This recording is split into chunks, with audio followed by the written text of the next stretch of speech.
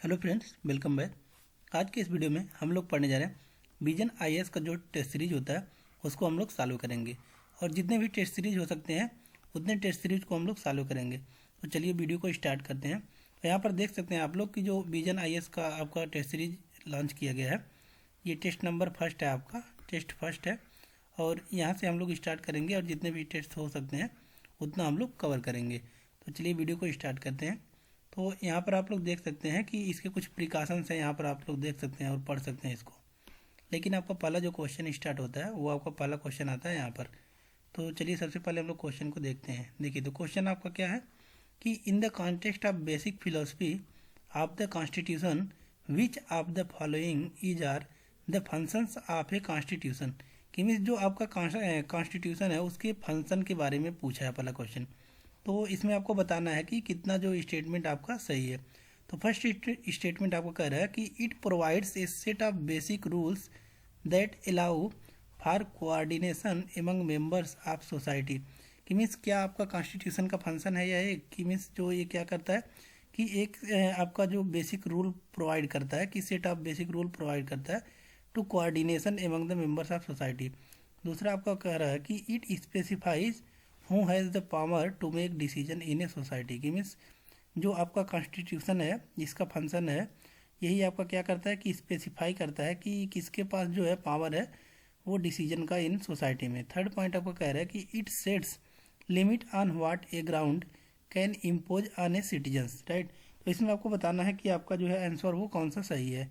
तो यहाँ पर देख सकते हैं कि तीनों ही आपके जो स्टेटमेंट दिए गए हैं वो आपके करेक्ट हैं। क्योंकि देखिए फर्स्ट स्टेटमेंट क्या कर रहा है कि जो है ये क्या करता है बेसिक रूल प्रोवाइड करता है कि जो और यह क्या है आपका फंक्शन है किसका कॉन्स्टिट्यूशन का। तो यह एक आपका कि कॉन्स्टिट्यूशन ही है ना, कि मीन्स जो क्या करता है आपका कि एक रूल प्रोवाइड करता है कि किस प्रकार से हमको सोसाइटी में रहना है। राइट, और किसके लिए क्या क्या प्रोविज़न है। तो ये किसमें आपका है आपका फंक्शन है किसका कॉन्स्टिट्यूशन का। तो इसलिए आपका पहला सही है। राइट, और दूसरा आपका आता है, दूसरा क्या कह रहा है कि it specifies who has power to make decisions in a society. Right, तो यह भी आपका किसका फंक्शन है कॉन्स्टिट्यूशन का ही है। क्योंकि कॉन्स्टिट्यूशन में ही मेंशन है कि किसके पास पावर रहेगी। राइट, जैसे कि आपका लेजिस्लेटिव एग्जीक्यूटिव की मीन्स कोई भी काम करना है तो किसमें आपका मेंशन है कॉन्स्टिट्यूशन में।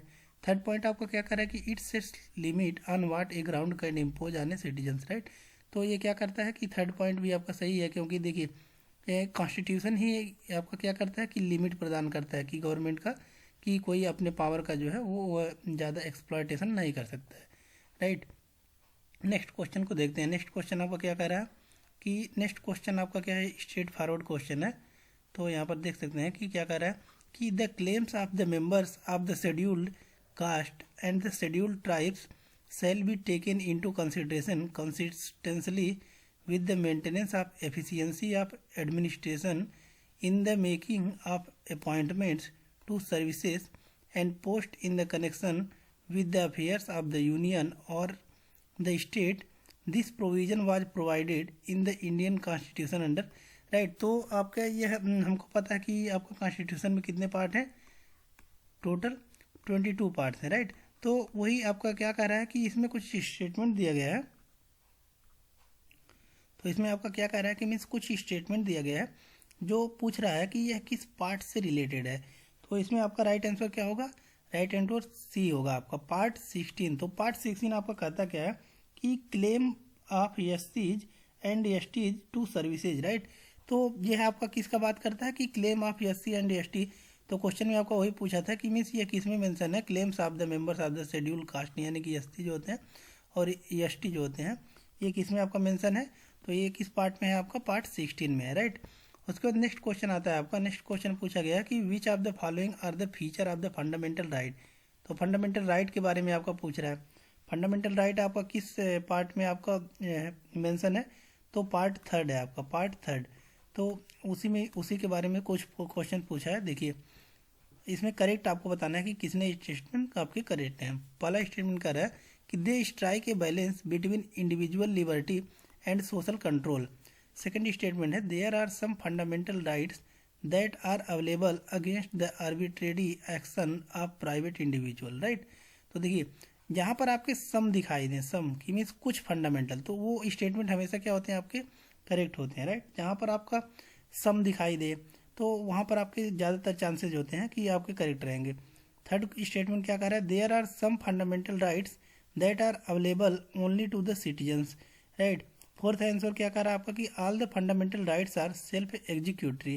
तो इसमें आपका क्या आंसर सही होगा कि आपका जो थर्ड है उसमें आपका क्या होगा कि फर्स्ट, यानी कि आपके फर्स्ट, सेकंड एंड थर्ड तीनों स्टेटमेंट आपके करेक्ट किए। देखिए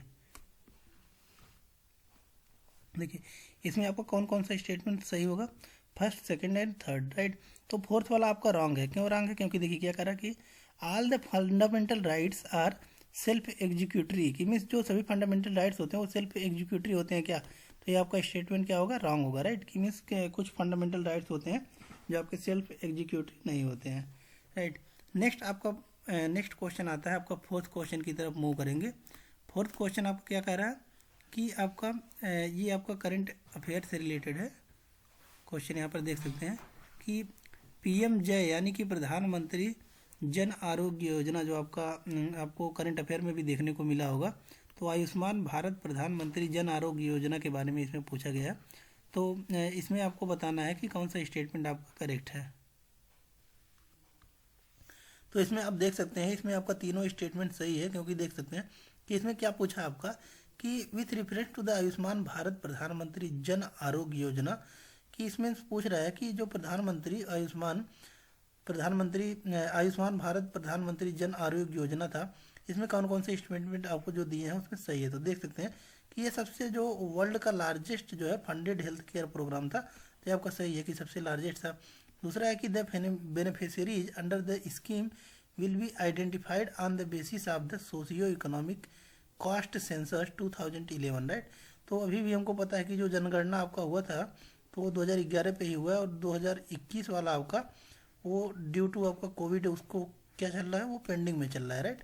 तो उसकी वजह से आपका सेकेंड स्टेटमेंट भी सही है। और थर्ड का रहा है कि national health authority is the nodal agency for its implementation. तो ये भी आपका सही है कि मीन्स इसका जो आपका नोडल एजेंसी है वो कौन सा आपका है, NHA, की मीन्स नेशनल हेल्थ अथॉरिटी है, राइट। नेक्स्ट क्वेश्चन आपका पूछ रहा है कि consider the following statements regarding the recently release global economic prospectus report. तो आपका जो ग्लोबल इकोनॉमिक प्रोस्पेक्टस रिपोर्ट जारी किया गया है उसके बारे में आपको क्वेश्चन पूछ रहा है। तो इसमें देख सकते हैं कि फर्स्ट स्टेटमेंट दिया है कि it is release by the international monetary fund. तो क्या यह इंटरनेशनल मॉनेटरी फंड के द्वारा रिलीज किया जाता है। और दूसरा क्या कह रहा है कि इट इज़ रिलीज वन से एक ही बार रिलीज किया जाता है, एक साल में एक। तो इसमें आपको आंसर बताना है। तो देखिए पहला स्टेटमेंट आपका क्या है, रॉन्ग है। क्यों रॉन्ग है, क्योंकि यह आपका IMF द्वारा नहीं जारी किया जाता है, बल्कि यह किसके द्वारा जारी किया जाता है, वर्ल्ड बैंक के द्वारा जारी किया जाता है, वर्ल्ड बैंक, राइट। तो फर्स्ट स्टेटमेंट आपका रॉन्ग हो जाएगा। और दूसरा भी स्टेटमेंट आपका रॉन्ग हो जाएगा, क्योंकि ये क्या कह रहा है कि एक साल में एक ही बार रिलीज किया जाता है। तो यह भी आपका स्टेटमेंट रॉन्ग हो जाएगा, क्योंकि यह एक साल में 2 बार रिलीज किया जाता है, ट्वाइस ए ईयर, ट्वाइस